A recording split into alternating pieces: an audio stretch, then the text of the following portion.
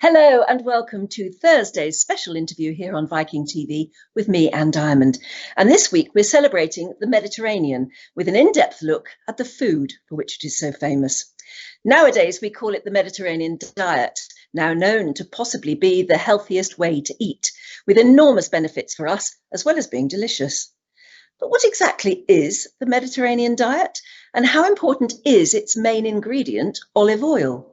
What is virgin olive oil and what is extra virgin olive oil? What precisely is a monounsaturated fat and a polyphenol? Do we really have to understand such terms to live a healthier life? Well, let's find out from a man who really is one of the leading experts on the Mediterranean diet and one of its biggest exponents, having written several best-selling books on the subject. He's Dr. Simon Poole, who joins us now from Suffolk. Lovely to see you. Hello and welcome. Thank you very much indeed, Anne. It's a real privilege to be here. Now, I bet you never thought when you trained as a doctor that you would end up writing a best-selling cookbook. No, well, that's an interesting question, interesting point. From a very early age, I wanted to become a doctor and I went on medical training, but I've always had a passion for food and for enjoying food and also for history and for culture, all of which are encompassed by the Mediterranean diet. So as soon as we began to understand much more why lifestyle was so important for health, it seemed fairly natural to just become quite interested in how diet, and in particular the Mediterranean diet, can confer so many benefits. Yeah, I remember about 20 odd years ago, we sort of first coined the phrase, "you are what you eat." And that must have been at around the same time that you started to show interest in the Mediterranean diet and the correlation with the health of the people who eat it. How did it all start for you? Well, as a practicing doctor, of course, I spend much of my time seeing people who are ill and trying to remedy that and trying to help and support people, prescribing medications or other treatments. But it's become obvious during my career that many diseases actually can be attributed to lifestyle. And the flip side of that, of course, is that by adopting healthy lifestyle practices, including diet, we can actually live much healthier and potentially happier lives and live longer and more fulfilled and lives with more enjoyment of food. So it became quite natural for me to start to encourage my patients to adopt the Mediterranean diet. And people came back feeling much better, with much better numbers, so to speak, much better cholesterols and blood pressures as a consequence, and more importantly, really enjoying the lifestyle. Now, the British diet is sort of famously bad. Frankly, the American one is too. We've all become so reliant on processed food, instant food, takeaway food, easy to cook food, not really bothering about cooking very much or preparation. So when you first looked at this as a doctor, as a scientist, was there data available that sort of showed the people who eat a much more natural diet, what we now know as the Mediterranean diet, were the people in the Mediterranean? I mean, were there facts and figures to back up your feelings? Yeah, so absolutely. In the 1970s and 80s, Professor Ansel Keys started to publish scientific evidence which showed the benefits of the diet of people living in the Mediterranean. And he first coined the Mediterranean diet, although, of course, actually the diet of the Mediterranean stretches back many centuries, indeed millennia. And then further research really demonstrated some of the reasons why people in the Mediterranean diet, even though they were potentially poorer economically, were actually having healthier and longer lives than counterparts in the West. And it was largely attributable to diet. Yes, so as you just said, it's not a new thing, the Mediterranean diet. It's been followed by people living in the Mediterranean for centuries. So how do you cook it down to a few basics for us? Can you explain to us what is a Mediterranean diet? Well, a Mediterranean diet, yes, has evolved over many millennia, and the people of the Levant area in the Near East, when they first started agricultural practices, started to adopt diets which we now see in the Mediterranean, which are fundamentally natural products. Of course, the Mediterranean was a hub for the spice route, and so other ingredients from other parts of the world were introduced. such as spices from the Far East and the Middle East, and indeed tomatoes, of course, which we feel are often emblematic of the Mediterranean diet, were of course actually introduced to the Mediterranean from the Americas, of course, relatively more recently. And so it's a natural diet that has evolved with the population in the Mediterranean over many centuries. And of course, olive oil is very key to the Mediterranean diet. It's not the only ingredient of importance in the Mediterranean diet, but olive oil is very important. And of course, these were the olive oil growing areas, first of all in places like Iran and Syria, and then the Phoenicians brought the olive tree during their colonization of various parts of the Mediterranean 2,000 or 3,000 years ago. And since then, the Mediterranean diet has become very much part of all those countries, those continents that surround the Mediterranean. So what is it that is so remarkable about the olive and olive oil? What's in it that's so good for us? So olive oil is very good for us. And as you say, it's a fundamental part of the Mediterranean diet. In fact, the Mediterranean diet actually has quite a lot of fat in it. So it's by no means a low-fat diet. In fact, as many as 40% of the calories come from olive oil and from other fats. And of those fats, the majority actually come from olive oil itself.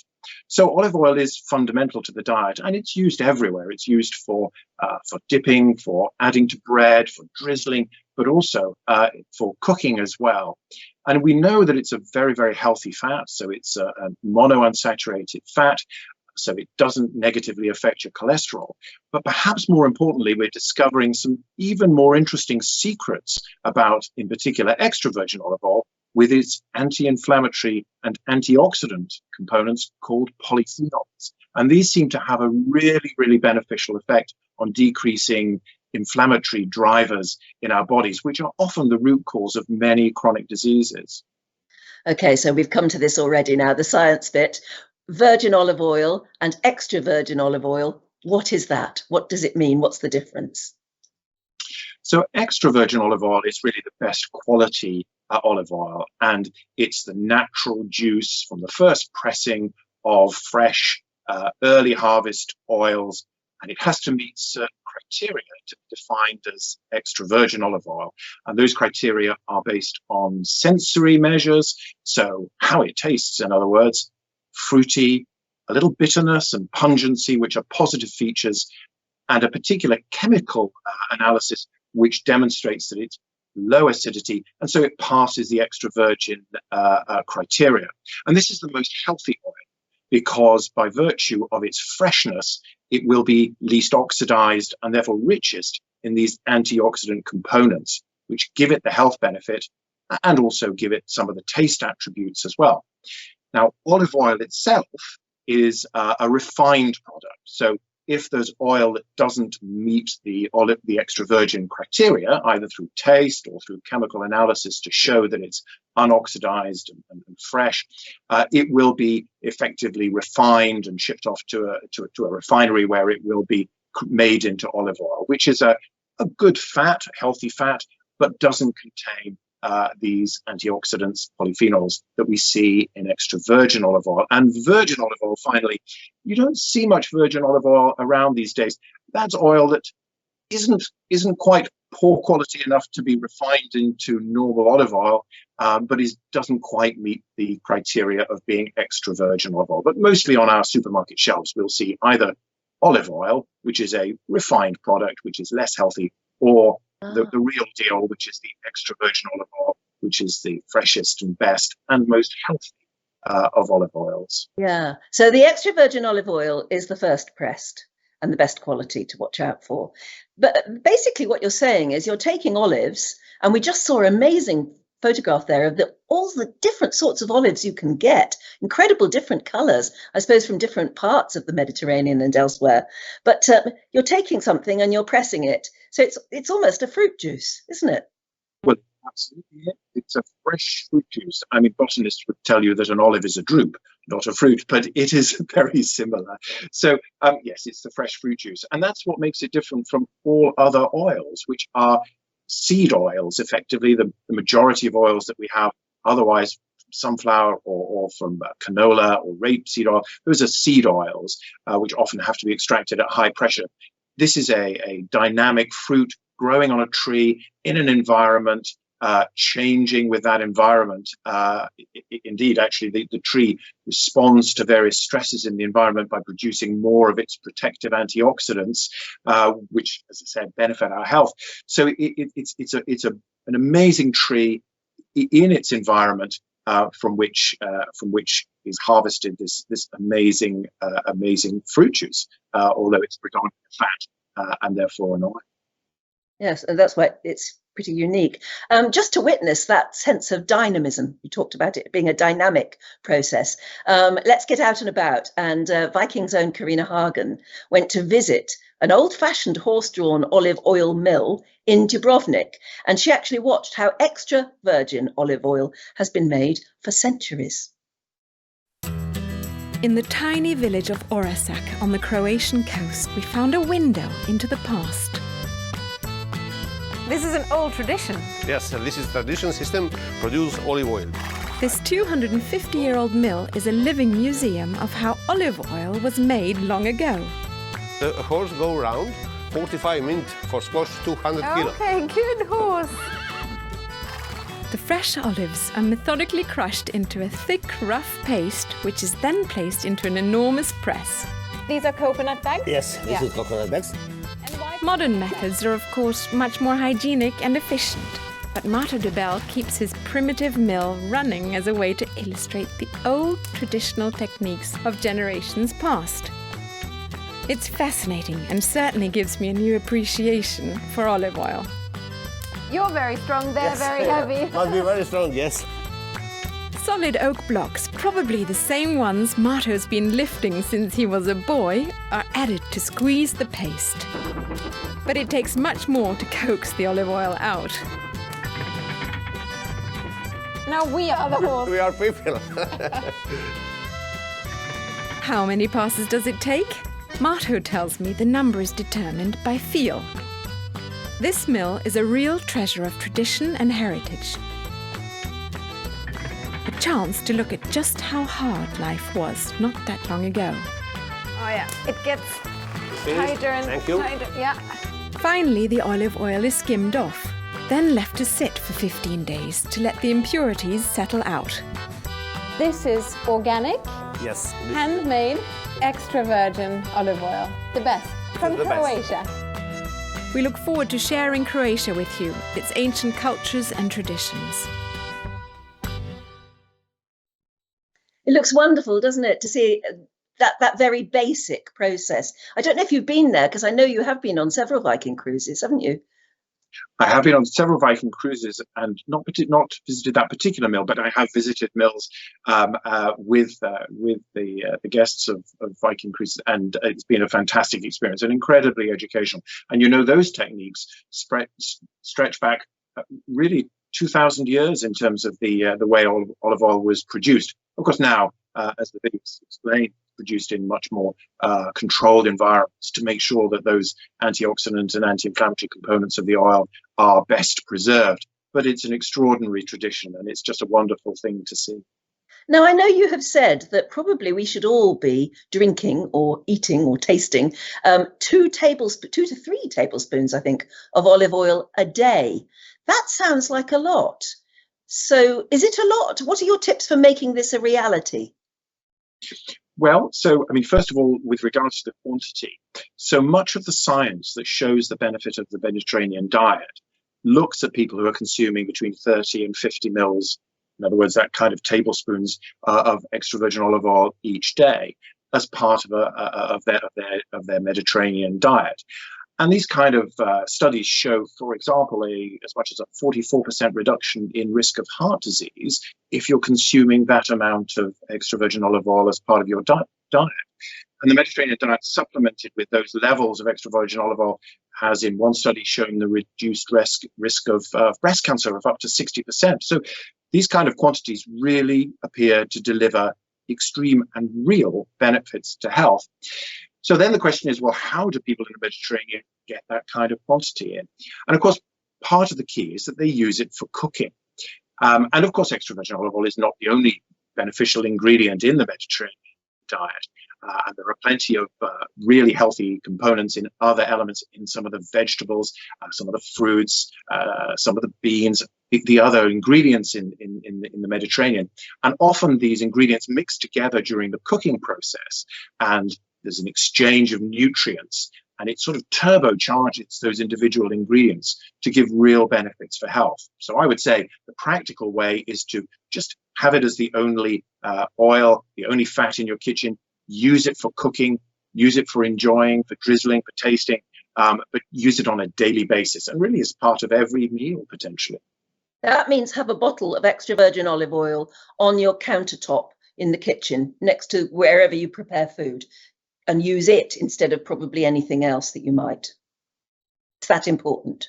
Yes, absolutely. So not too close to the to where you're cooking, because of course the danger to extra virgin olive oil is that it loses the antioxidants if it becomes oxidized itself, and we know that heat and light promote that oxidation purpose. So to keep it fresh, always best stored in a cool and dark place, away from oxygen, UV light, and excess heat.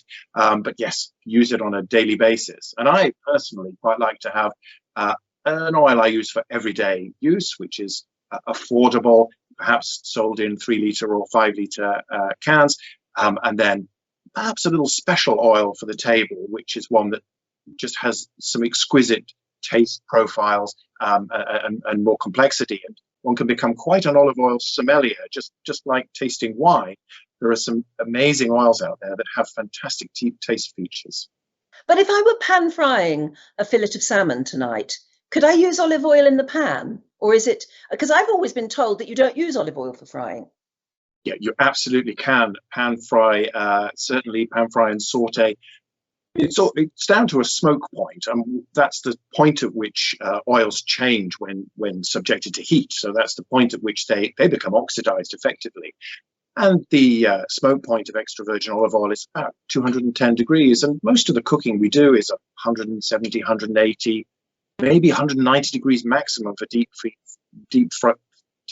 fat frying. So we're well below the oxidizing temperatures at which olive oil will deteriorate. And there's another really interesting thing about extra virgin olive oil, which is there's some very exciting research showing that the oil, because of its antioxidants, protects food while we're cooking it. So talking about your salmon that you might be pan frying, it's got some omega-3 fats, which many people will have heard of, are quite good for your heart. Omega-3 fats are actually very heat sensitive. But what happens when you fry it in extra virgin olive oil is that the oil wraps itself around the fish, protecting those delicate omega-3s from breakdown in the heat. And so you have more omega-3s left when you consume your fish. So it's all in all a much more healthy meal when cooked with extra virgin olive oil. And there are other examples of that where the oil will support and help the foods it's being cooked with to preserve their nutrients as part of that cooking process. That's amazing. All right, here's another one then. What about roast potatoes for Thanksgiving or Christmas? Now, they are usually cooked at quite a high temperature. Could you use olive oil? You absolutely could. Again, most roasting is below the smoke point of extra virgin olive oil. So it's very safe. And in fact, we need to ask ourselves the question, I guess, if it was unsafe to cook with extra virgin olive oil, how would the Mediterranean diet work? Because, of course, in the Mediterranean, they use extra virgin olive oil for cooking, for drizzling, for everything. It's such a fundamental part of their culture and their cuisine. So the Mediterranean diet simply couldn't work as a healthy diet if it was unsafe. And there's science to prove that in terms of looking at the way foods behave under normal cooking processes. So cook everything in extra virgin olive oil and really enjoy the flavors as well. So yes, beautiful roast potatoes with a bit of rosemary perhaps, and some olive oil, fantastic, beautiful, beautiful dish. Yeah, sounds wonderful, doesn't it? And that's why it must have been fun writing the book, because I know that your Real Mediterranean Diet book here, you've sort of collaborated with lots of different, quite well-known chefs who all wanted to get stuck in and tell the world about olive oil. It must have been fascinating to research and then write. Yes, and it was a real privilege to have so many world-renowned chefs really supporting the project and contributing to the books. And it's really interesting because chefs, a little bit like doctors, are divided really into those who know a little bit about nutrition and are really interested in it, and those who know less and are less interested in it. And it is true that the majority of my medical professional colleagues really don't know very much about nutrition, really not very much promoting or being advocates for lifestyle medicine.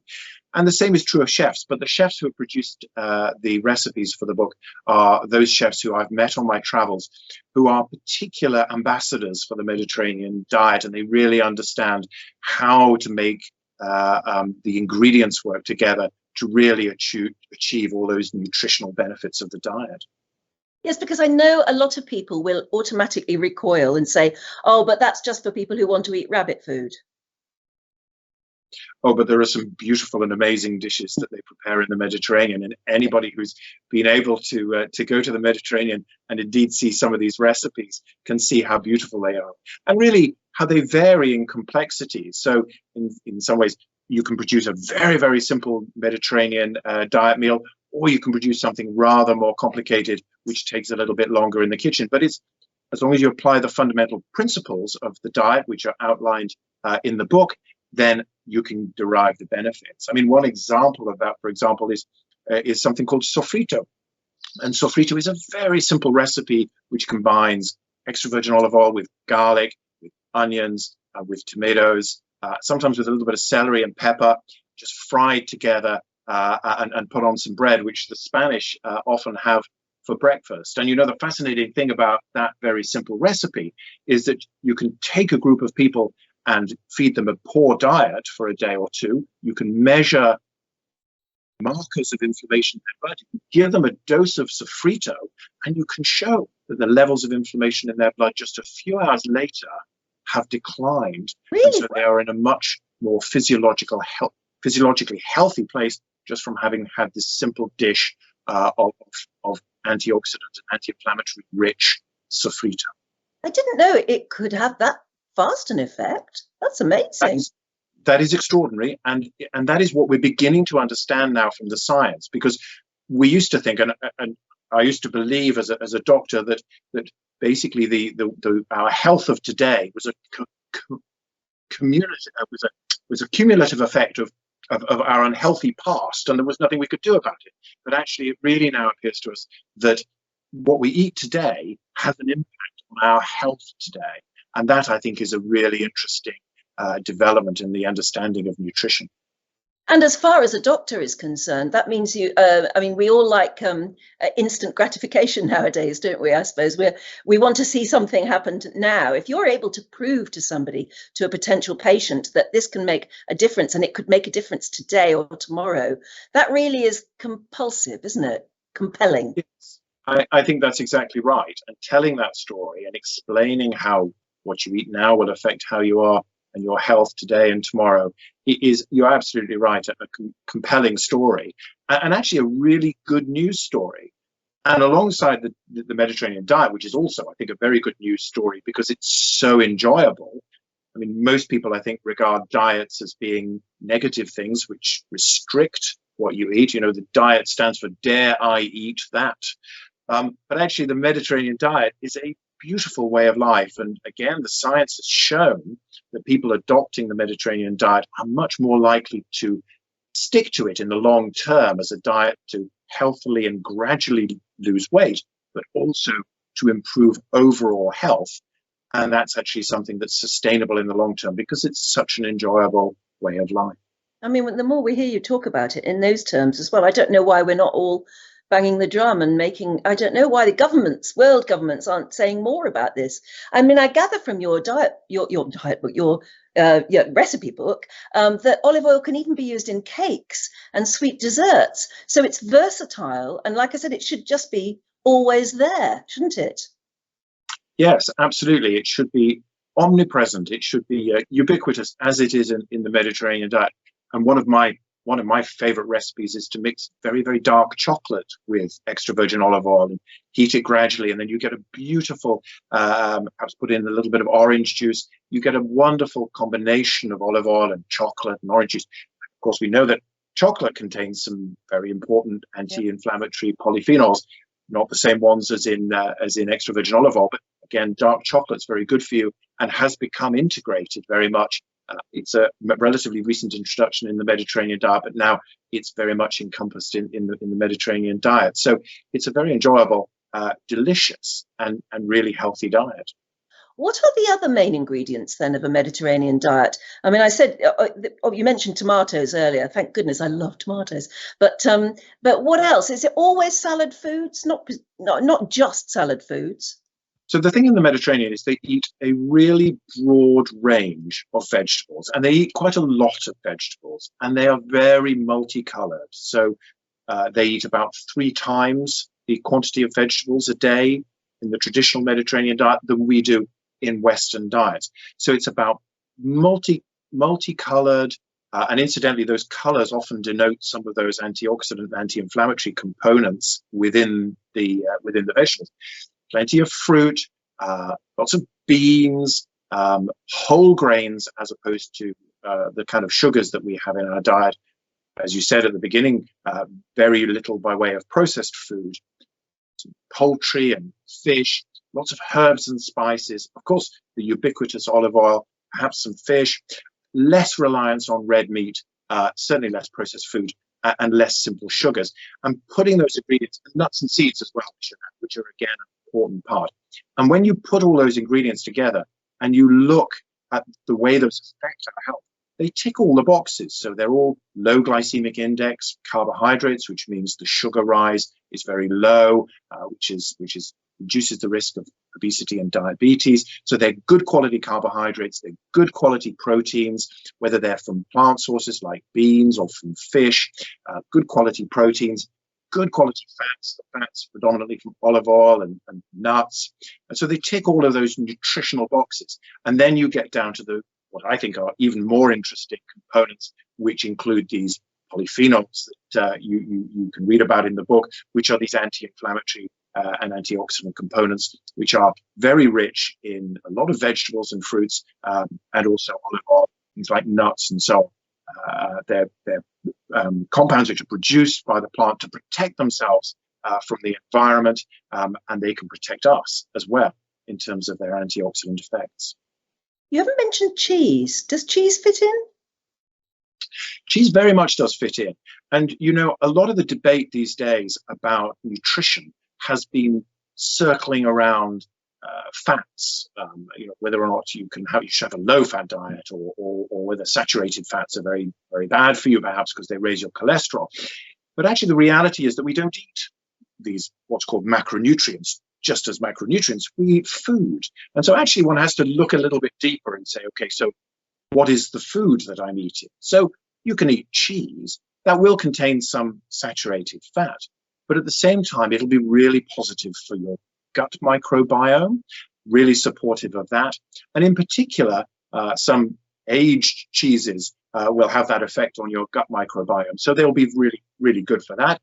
And also, saturated fats can be quite different. So the saturated fats that are from goats and sheep, particularly in cheese in a fermented form, actually don't seem to have those negative effects on cholesterol that we see from let's say, a highly processed, very yellow, rather full of artificial ingredients cheese that we often see maybe put together with a bacon double cheeseburger or something. So the cheese that we eat, it depends on the quality, and it depends on where it's sourced from.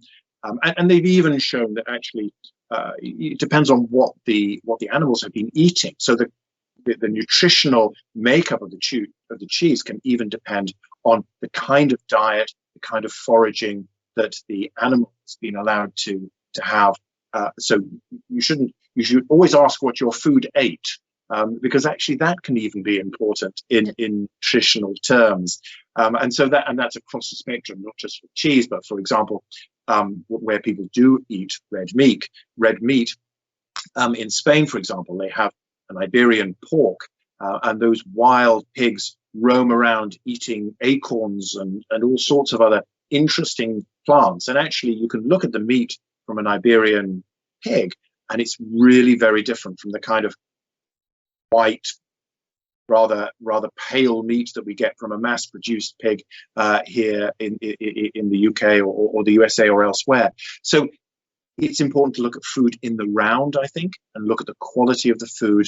And then one can say, okay, well, that's probably actually, not only is it not bad for us, but actually it might confer benefits. So every day I have a little bit of cheese, quite aged cheese, quite artisan cheese, and enjoy that. But just a small amount, beautiful tasting, and really, really good for my gut microbes. And how many of us wake up in the morning and wonder what we're going to feed the trillions of our friendly gut microbes on today? But you know, they're an important part of our nutritional makeup. Think of your gut microbes as your friends. It's interesting when the more you describe it. I mean, maybe 30 or 40 years ago, we might have dismissed this as peasant food, but actually the peasants got it right. The people living in villages and in a much more simplistic way, and even their livestock got it right, didn't they?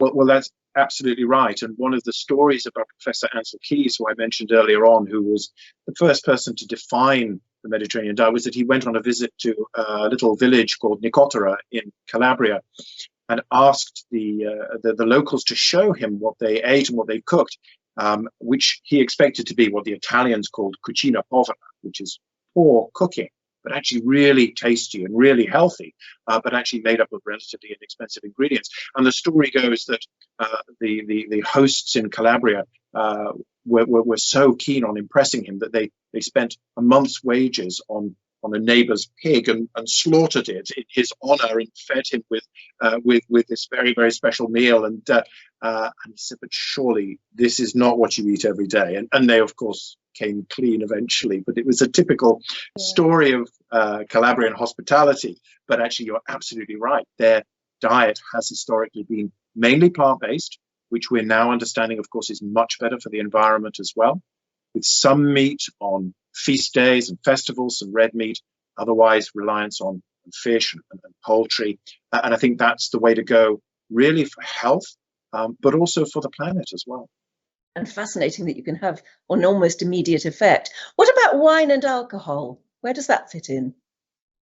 Yeah, so alcohol has had some bad press recently, and that's understandable because many people consume alcohol in a way that is not healthy. When you look at alcohol consumption in the Mediterranean, they consume alcohol in a particular way. It's very much in moderation.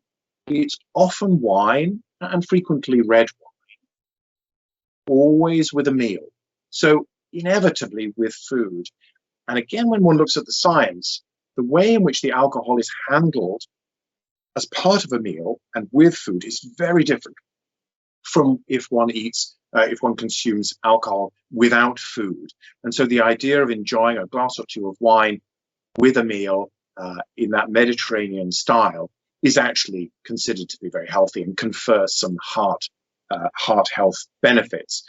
And there's some interesting science even showing that the antioxidants in red wine, things called procyanidins, mix with the antioxidants in extra virgin olive oil, the polyphenols in extra virgin olive oil, and even create some new antioxidant, anti-inflammatory components, which have been shown to potentially be helpful for heart health.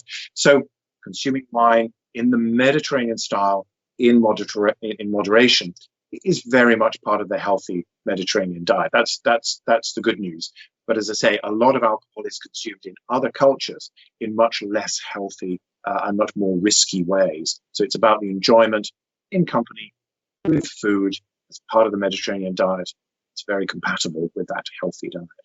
Yeah, it's interesting you say with food, because that would automatically restrict a lot of people's drinking. If you just said, right, I will only drink a glass of red wine with food. But is there anything particularly else about food combining? It was a fad a while ago, food combination. Does that play a part in the Mediterranean diet? So there is some evidence to show that some of the factors involved in the Mediterranean diet are to do with the way it's put together, yes.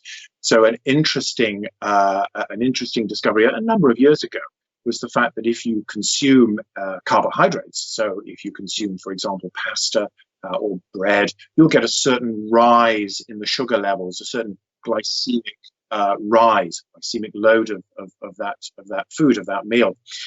And if you drizzle extra virgin olive oil over the bread or the pasta as they always do in the Mediterranean, then that will slow the rise of the sugar. So that will slow the glycemic rise. That will reduce the glycemic load. And it's been shown that the glycemic index is really important in terms of risks of developing diabetes or indeed putting on weight. So that combination of oil with bread, oil with pasta, oil with any carbohydrate is a really good combination to reduce the release of sugars. And some of the other aspects, particularly of olive oil and its antioxidant components, is, for example, we talked a little bit earlier about cooking fish with it and the preservation of these delicate omega-3 fats. Another side to that story is that one of the concerns about eating red meat is that when it's cooked, it forms some heterocyclic amines, which are compounds which have been implicated in the development of cancer. If you marinate, in some studies to show a marinated red meat with, say, extra virgin olive oil, some herbs, a little bit of garlic, a little bit of red wine, coats the meat with effectively an antioxidant marinade coating, and significantly reduces the amount of formation of those heterocyclic amines by perhaps as much as 80%. And when you think again about the way they do cook red meat in the Mediterranean, it's almost invariably in a tagine, in a stew, marinated before. It's not sort of char grilled straight onto the barbecue as we perhaps like to do in the West. So there are some interesting stories which also demonstrate how the Mediterranean diet has developed into being such a healthy diet, and secrets that we can learn and understand, apply to our lives, and therefore benefit from. Yeah, I mean, you've got into talking about lifestyle a bit there as well, haven't you? Maybe we need to look at our lifestyle as well to go with the Mediterranean diet. Yes, I mean, I think that's absolutely right. I mean, we talked about diet in the West standing for dare I eat that, because the word diet actually derives from the ancient Greek diet, which means way of living. And so actually food has been considered to be the way of living in the Mediterranean for millennia. And food is consumed in company, it's valued, it's part of the culture, it's part of the heritage. People have stories around food in the Mediterranean, and all brought together, that probably confers additional health.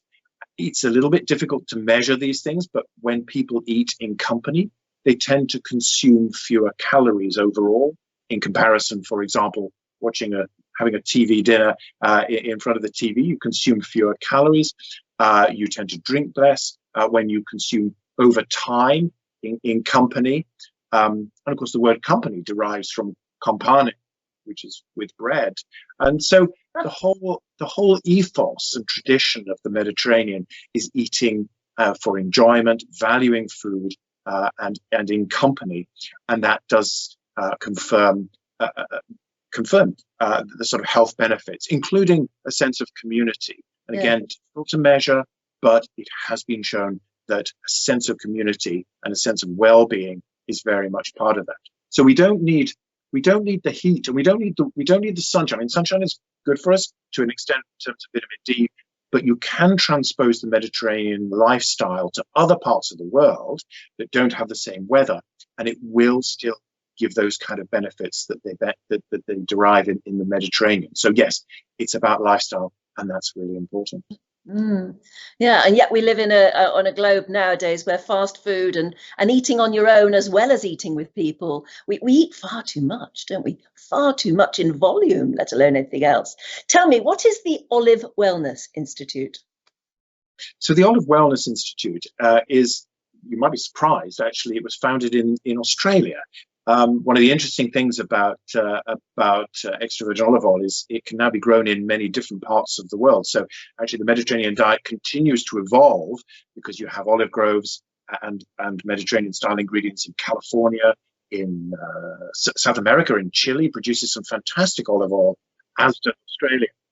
And in Australia, we've formed the Olive Wellness Institute, which is a website which is dedicated to education about olive oil for the general public, but also for people involved in nutrition, doctors, to really look and see a place where all of the research about olive oil and also the Mediterranean diet is brought together in one place so that people can get the latest updates about some of those health benefits and how we can translate those into the way that we live. So the Olive Wellness Institute, of which I'm privileged to be a member of the Scientific Advisory Board, is a great resource to see some of those benefits. And it's interesting, I mean, we're looking at some wonderful shots of the olive simply growing on the tree. Olive trees are amazing things, aren't they? For a start, they can be so old. Yes, absolutely. And even if they're damaged by fire, they can often regenerate themselves. There's a story, and these stories are so much part of the heritage and the sort of things that one meets when one goes on a Viking cruise, for example. But there's a story about when Athens was invaded by the Persians, and Athens was abandoned, and it was razed to the ground, burnt to the ground by the Persians. And then when the Athenians regained control after the Battle of Salamis, the naval Battle of Salamis, they went back and they saw within days sprouting out of the ashes an olive tree showing signs of regeneration. And this was a signal to the people of Athens that there was hope after all. And so stories like that, as part of the culture, go back all these centuries. And you're right, the olive tree is an extraordinary tree. It's extraordinary for the environment, because for every litre of extra virgin olive oil produced 10 kilograms of carbon are sunk back into our planet. And also it's quite extraordinary because it shows just how smart plants are, because we've been talking about polyphenol antioxidants, these things that give us real health benefits. And the tree produces antioxidant polyphenols to protect itself from oxidation of the olive. So it produces the antioxidants to protect it from the UV light, from the heat, from the environment. And if that environment gets more challenging, it can increase the amount of antioxidants to protect the fruit even more from periods of drought and so on. So now olive growers know that if they stress their trees a little bit, this will maximize some of those antioxidant components. And the other fascinating thing is that the plants in general, but also olive trees, have learned how to use these polyphenols to produce particular tastes, which put off passing herbivores, for example, from eating them. They have antimicrobial actions as well to protect the fruit or the plant from microbial attack. And so we can taste and we can see, because often they're in the colors of the outer layers of the fruit or the plant, and they're often used as well for signaling, so that they signal to animals that they want to eat the fruit to distribute the seed. They can change color to signal that the fruit is mature enough and ready, and the sugars are high enough to benefit the animal in which it's in a symbiotic relationship with. So we can taste, we can see, we can even, by careful agricultural practices, maximize these antioxidants in plants, in particular in the olive tree, and get the most health out of them. And so it's a really wonderful relationship, I think, between humankind, and the plant world, that we can understand a little bit more about how these polyphenol antioxidant works to protect the plant, and then also to protect us from oxidative stress, from oxidation, from inflammation, and potentially from chronic diseases. So that's a wonderful story about the way in which we can understand plants and learn from them. I can see why, as a doctor, as a scientist, and even as an historian, discovering more about the olive plant, the olive tree, and olive oil, it's almost like finding the Holy Grail, isn't it? Because it clearly has more secrets to give up. You look back into ancient Rome, ancient Greece, the olive branch was always a sign of peace and love, and their culture was absolutely infused with olive oil, wasn't it? It absolutely was. And we can perhaps even learn from some of the ancient physicians. So there was a physician called Dioscorides who was around in the early Roman Empire. I mean, he was Greek, but he lived in Magna Graecia, which is now southern Italy. And he wrote that he used to always, when people were ill with a fever or a sickness, used to give them the earliest harvest extra virgin olive oil, the bitterest oil, which we now know actually had the most anti-inflammatory components in it. And of course, we can't possibly know whether he kind of somehow understood that was beneficial. But again, honey was applied to wounds, and herbs were valued, very much valued for their nutritional properties. And again, herbs contain very, very high levels, relatively speaking, of antioxidants and anti-inflammatory components. So fascinating to look back at history and see how some of these health benefits of foods have been known in the past. And now we're beginning to, as you say, unlock the secrets of why and how they work. I know you talked about going on Viking cruises, and it must be fun actually getting this message over to other people. And I know one of your lectures, I think, is called What to Take Away, or how you can immediately take away something. What do you hope people will immediately be able to take away once they've listened to you speak just like this? Well, I think, particularly on a Viking cruise, it's a wonderful opportunity to see some of the history that you've described, to see some of the culture, the heritage, and to actually really begin to understand through travel how the Mediterranean diet works. And so when I lecture, and I often give them relevant to the port, so for example, we talk about the spice route, we talk about wine perhaps in southern France, we talk about olive oil when we're off the coast of Croatia or of Greece and so on.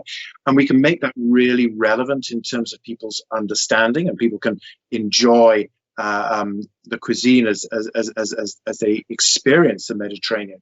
And then I hope that they can take away some of the basic principles around how to apply the Mediterranean diet, and some of the understanding about how and why it works, which allows us to really put it into practice in an enjoyable way. And because I'm very passionate about food and health, I will also give some beautiful recipes.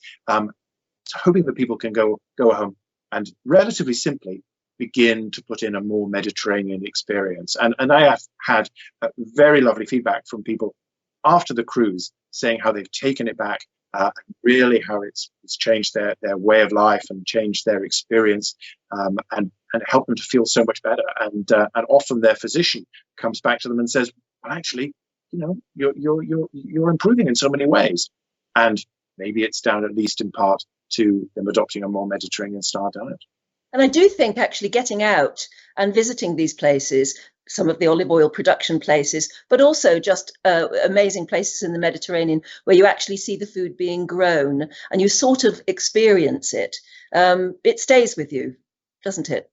Yes, it absolutely does. And you have to experience it to really get a sense or a feel for it. I remember a very great friend who's an Italian chef. She said to me, Simon, she said, what are the two most important ingredients in the Mediterranean diet?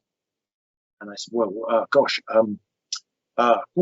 olive oil and vegetables. And she said, no, the two most important ingredients are love and gossip in the kitchen. and this was a kind of sense. I love that story because actually there's food, but there's also something about the culture and the way of life which you can experience, which kind of overflows into the way in which people in the Mediterranean live and cook and enjoy their food and their diet. And for people who say, oh, yes, this is all very well, but it's a terribly expensive way to live, it isn't, is it? Because you're talking about such basic ingredients. And I can't help wondering whether that wouldn't have an effect on another 21st century problem, which is food waste. If we cooked Mediterranean diet, if we had those all of those things available in our kitchen, it wouldn't take long to prepare, and you're probably less likely to waste anything. Yes, I think that's absolutely right. And there's a great culture in the Mediterranean of using leftover foods. And in my book, I talk about how you can spill over to the following day with some of the ingredients if they're left over from the previous night's cooking. And that's very healthy, a very good way to use foods. And there is actually some scientific research which showed that when people, I think it was on Rhode Island, they took a group of people at a food bank and taught them to cook from scratch using straightforward ingredients. They did include extra virgin olive oil, relatively modestly priced extra virgin olive oil.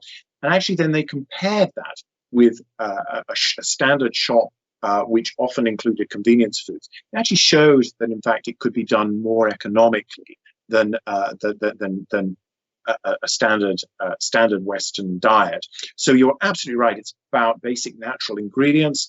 An extra virgin olive oil is relatively expensive, but then that's because it is a natural product. When people go to the Mediterranean, they see how the groves are looked after. This is not a mass-produced vegetable oil, and clearly there are costs involved in producing a good quality extra virgin olive oil. But if you buy perhaps in a certain quantity from reputable regional growers, it can be very affordable and a very fundamental part of the whole Mediterranean experience, Mediterranean diet. And you're absolutely right; it can come in significantly cheaper than other aspects of diet. Although, I do wish sometimes that governments would benefit, would give tax breaks on people buying fresh produce rather than My next question is, do you think governments should subsidise these healthy foods and maybe even extra virgin olive oil and then teach this in schools? I absolutely do. I think we've lost over the years the cooking skills that I was taught, rudimentary cooking skills when I was at school, and I think that's largely been lost. And I think people do need to sometimes be helped to understand how to prepare and scratch cook, and I think that would be enormously helpful. We maybe don't want to get too political, but I was involved with another hat on with the British Medical Association with taxation on sugar, the sugar tax here in the UK, and that has been shown to be successful. So I think governments could incentivise for the good of public health people having economic breaks for using more healthy foods. So I think there's very much a case to be made for encouraging that. I absolutely agree. Well, you're going to have to keep evangelising until they come to your lectures or see this, aren't they? Because it's clearly a key way forward, and so many people aren't following it. But I'm privileged to have got both of your books. I've also got the olive oil diet, which isn't a recipe book so much as it's all about the science, basically, isn't it? Yes, there are a few recipes at the back by my co-author Judy Ridgway, but predominantly it's about olive oil, about understanding and about some of the myths around olive oil and so on. Whereas my subsequent book, The Real Mediterranean Diet, is more about looking about it in the whole, in the round, and actually really understanding the Mediterranean diet, because a lot of people don't really understand what the Mediterranean diet is and don't understand about some of these food combinations. As I often say to friends and colleagues during these lectures, if I can walk down a street in London or in Cambridge, where I practice, if I could grab an average person off the street and say, "What's a polyphenol?" And they say, yes, let me tell you what a polyphenol is. I know what a polyphenol is. If the day comes where I can do that, then they give me the right answer, then my job will be done. Until then, it'll be a while. It'll be a while, but everybody watching now has got a better grasp, I think, of what a polyphenol is. So, look, let me just say thank you so much. It's absolutely fascinating talking to you. I can absolutely understand why you want to evangelise about the olive trees and the olive oil they produce. And if it, as you said earlier, if it can have an almost immediate effect on your health, then why not do it? It's absolutely brilliant. Thank you so much for telling us all about it. Thank you very much indeed. It's been a real pleasure. It's been brilliant. Dr. Simon Poole, thank you very much indeed. And that's it from me for the moment. Do join me again next Thursday. Until I see you again, stay safe and well, won't you? Bye-bye.